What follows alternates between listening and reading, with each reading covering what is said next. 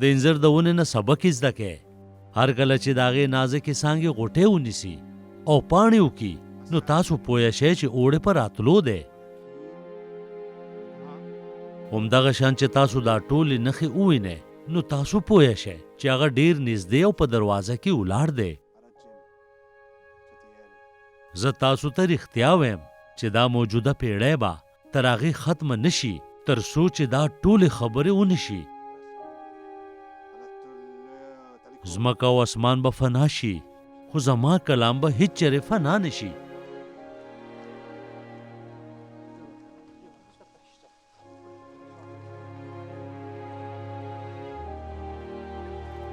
خو د هغې ورځې او ساعت هیڅ چاته پته نشته، نه خو د اسمان فرښتو ته پته شته او نه زوی ته، خو صرف زما پلار پې خبر دی.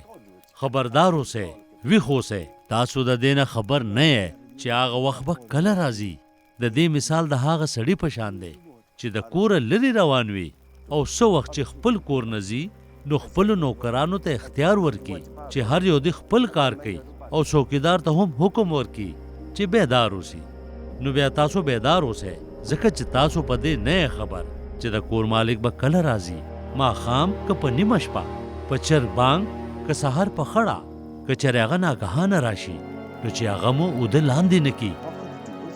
او زه چې څه تاسو ته وایم نو هغه ټولو ته وایم چې بیدار اوسئ.